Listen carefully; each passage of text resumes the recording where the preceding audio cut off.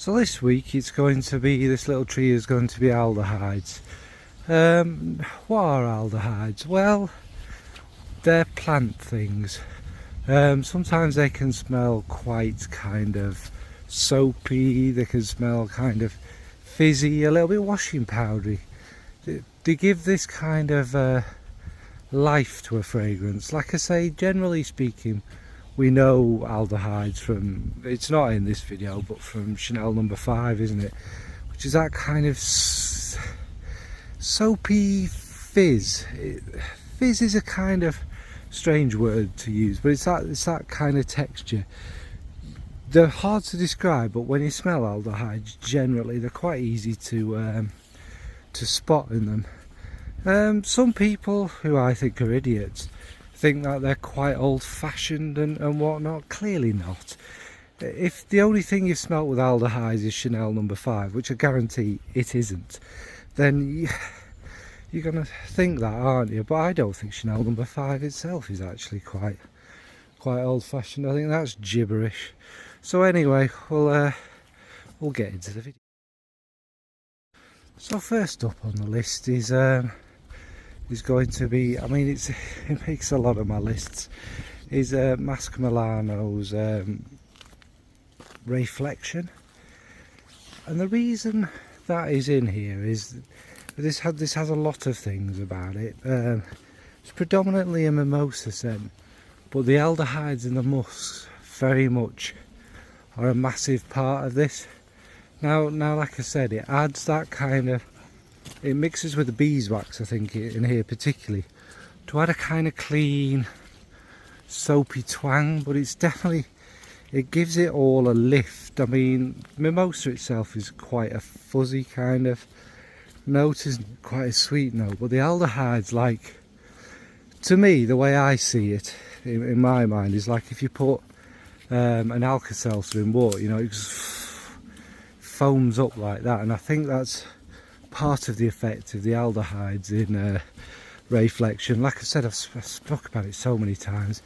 It's a massive yellow sunshiny fragrance. It's one of the best there, but it's a good example of aldehydes in a modern fragrance, again used to give the lift and the kind of almost a little bit of an edgy, sharpy kind of push there with everything else that's in it. Obviously there's woods, there's musks, etc, etc, etc, but the aldehydes and the mimosa play the main part of this, and I'm repeating myself, but you do get this big huge yellow bomb of a fragrance that's so vibrant and so bright from the way they all interact. So that's Masque Milano's Reflection.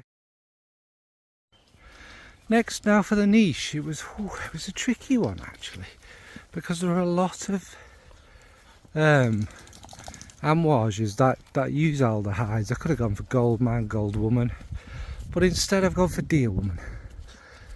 Deal Woman is one I've spoken about quite a lot. It's kind of these floral notes, a little bit of rosiness in there.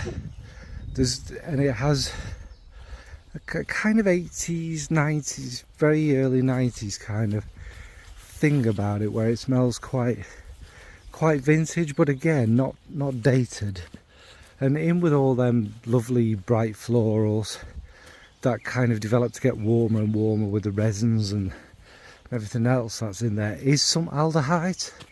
And the aldehydes in this one aren't overly soapy. They give that fizz for me and help push the muskiness out until you get like this kind of 90s antis scented cardigan kind of feel with it, and it gives it a life and a feeling of nostalgia and kind of beauty in there. It's just a beautiful fragrance, and again, without the aldehydes I think it will be quite flat. It wouldn't have the life and the viv and that kind of, do you know what I mean, that kind of, oh, let me snuggle into this freshly washed pillow, or pillow where my partner's just been. It's this kind of, yeah, niceness to it. So anyway, waffling on, that's Dear Woman from Amwa. And finally we have, again, it's in many of these trios, and again it just demonstrates what a fantastic fragrance it is. Won't talk too long about it, but it's Dupe Le Bon. Again, this fragrance is from the late 80s, I believe, and it smells it, but again, because of what's in it more than how its style is, it is how would you describe it? Vanilla. I think there's benzo in it, so there's a slightly resinous feel, there's a slightly incensey feel, there's a ton of florals, things like lily of the valley, which add that kind of little bit of soapiness in there. There's rose, there's kind of powdery notes, and it feels like a hot bath. But what helps it feel like that hot bath, that kind of airy, fizz is the wrong word, like a steam, like the fragrance is projecting and coming up through the bath steam, is the aldehydes, which are an important part of it, and just give it again that bit of life, that bit of lift, and that comfort about it. I find it a very comforting note, I suppose, as I'm going through them. I've spoke about Le Bon 453 million times. If you haven't tried it, don't be a dupe snob. It's dupe. It's about 20 quid. Do you know what? It's a lot better than fragrances that cost 80, 90 pounds nowadays. I'm not going to say it's a masterpiece. I'm not going to say it's worth £5,000. But for what it is, it's really good and worth checking out. And again, if you're new to aldehydes or a bit kind of anxious and nervous, it'd be a great one to try it, and you get what I mean, that kind of steamy feel about it. So yeah, that's Dupe Le Bon. So yeah, hopefully a quick video as usual. Not an easy note to describe that I've picked. Like I say, when you smell them you'll know what I mean, but as far as describing them, I don't know. And aldehydes, obviously, I believe, well, obviously they exist in nature because they're from plants. I suggest probably nowadays synthetic ones are used. Was Chanel No. 5 the first one to use them? I mean, I wasn't around, probably not, but it's the first one to make them really famous, and it's become a big...